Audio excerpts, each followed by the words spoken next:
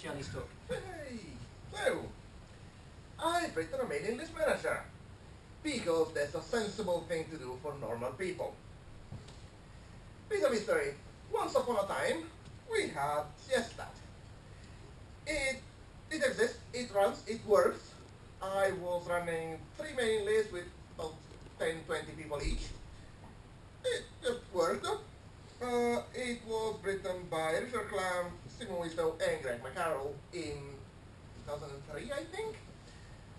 It has a few shortcomings. So, of course, instead of doing the obvious thing, slight patching, I rewrote the whole thing from scratch. It's been some time, 14 years since it was written. It uses class DBI. Actually, I looked at the repository. The later versions use class DBI. The first one didn't. Of course, 100-old objects, but at least they were objects. So, good. It ran on perl 5.8. There's been quite a few niceties added to the language in the meantime. So, in this line, surely things have got better. Cpan has many more pieces and better written.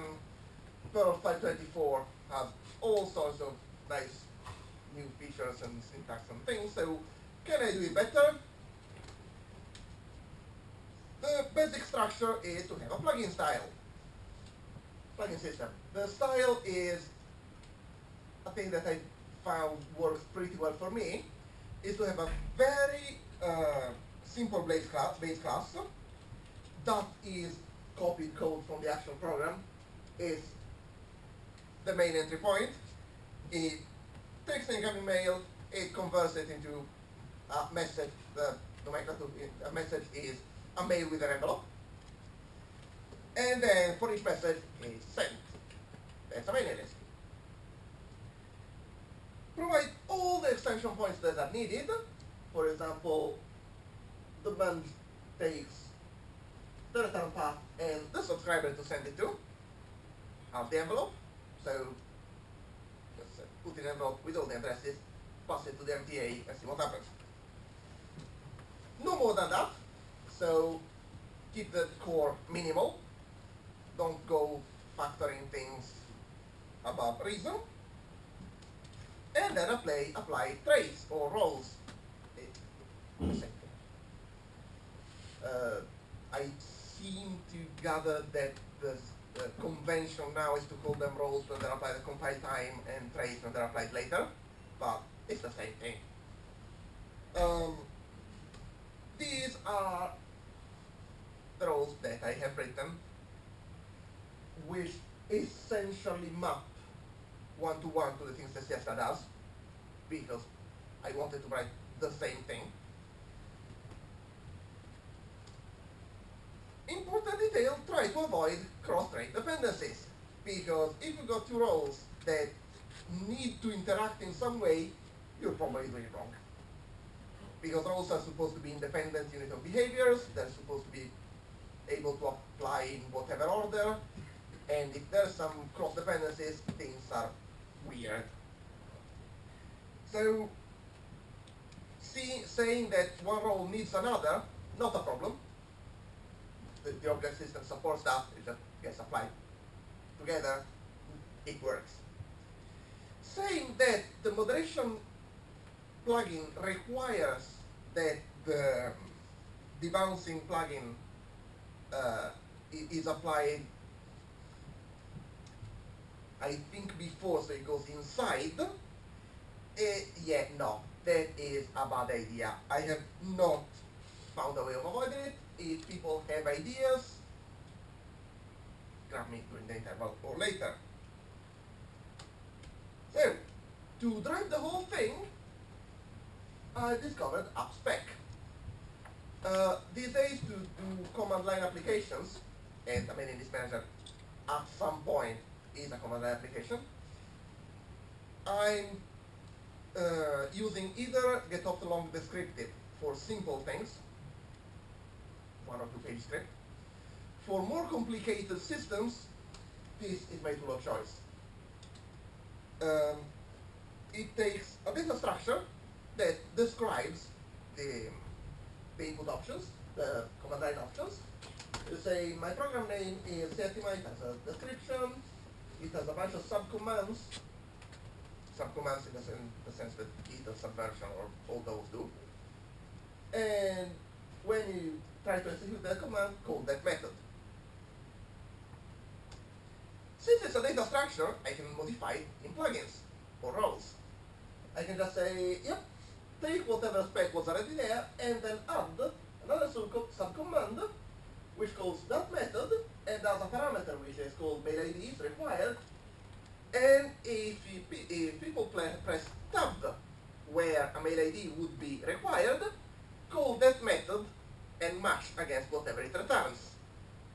Programmable tab completion from inside your program. You do not have to write complicated bash code. Tinita has done it for you. So you've got your test application, you press tab, and you get all the subcommands. Notice that most of them are for the moderation queue because that's the plugin that does most of the work. If you tab where a mail ID should appear, you get a list of the mail ID. Sourced from the message store, printed there, and you just type the first character, tab, and it's fine. This was the main problem I had with Siesta. Well, the second problem I had with Siesta, that I always had to tell me which messages are held and then which one I actually want to drop or thing. It used small numbers, 1, 2, or 3, but I still got confused. So, tab. The other problem I had was that a user could not have multiple addresses. So if your list is moderated, as in only subscribers, well, okay, subscriber restricted, only subscribers can write to it, you will find that people, especially those that have a work address, a Gmail address, and something else that is God knows where, they're going to write from any of their addresses, but they actually want to receive only one copy of the message. So Sietima has subscriber aliases. Subscriber has a primary address, which is where we send message, and aliases, which is where we accept messages from. So I do not have to moderate quite that many messages these days. It is production ready, as in I'm using it. It runs reliably. It can be installed from cpan. My current deployment process is log on to the machine, cd, cpan-m, Sietima, and that's the update. Cpan is awesome. You know this, but it bears repeating. All the email manipulation is done with the email hierarchy of modules, mostly written by the kernel seniors. It does things correctly and reliably. Rick has seen all of the horrors that can be done with email, and he's made sure that the modules can deal. If there is any way of extracting useful information from an email message, these modules will do it. If there is any way to produce an email message, these modules will allow you to. Probably in a better and more standard compliant way than most other things you've seen. Move, I don't think it requires introduction. Type tiny. These days, type tiny, type params, and type library are the way I do type constraints and parameter validation. And it's basically musex types version 2. Yes. That works with you as well. Much lighter. It looks simpler to use. The internals are slightly messy because it has to work with all the other systems that existed before. Someone decided that maybe if we all decided that type constraints work the same way, it would be better. So essentially these type constraints have to work in 3 different ways, but they do. You don't have to care. The other day I wrote a type constraint for work that says, oh, I need an object that has that method and overload stringifications. 3 lines, completely declarative, and I know it works. I don't have to test it. So seriously, this is the simplest way of doing type constraint. Oh, another thing, type coercions on subroutine parameters. You say, I want an object of this type, and by the way, if it's a string, just call this method. If it's a hash, call the constructor. Your subroutine will receive the object, and you don't have to care. Essentially, what would have been about 50 lines of nasty code is just one word. And yes, upspec. It just works. It should be split into 3 distributions, but it will happen, especially if Tina looks at my pull requests.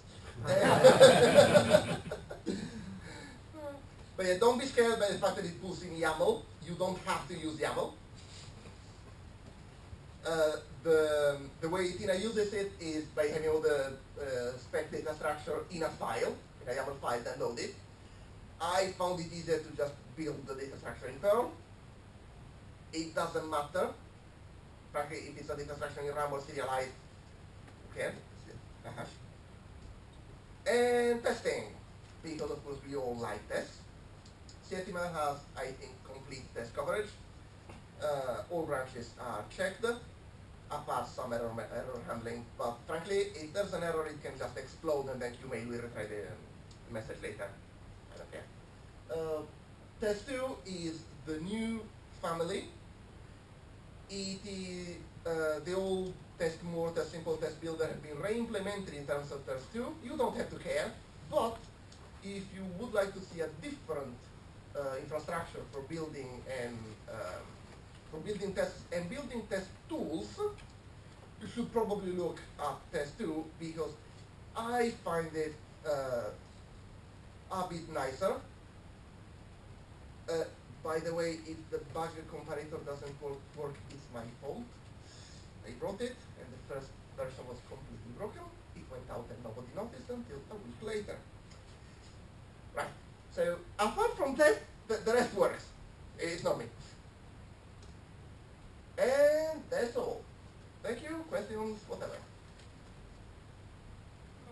How the tab completion thing? I missed how you did that. Can you show us? The nice thing is that I didn't. Oh. Tina did it. So, right. So, essentially I describe, there's a subcommand called show help. When it's invoked, you call this method. It has a parameter which is a mail ID. It is required, and if you have to complete that parameter, call that function. How do you know that tab is pressed? Haha.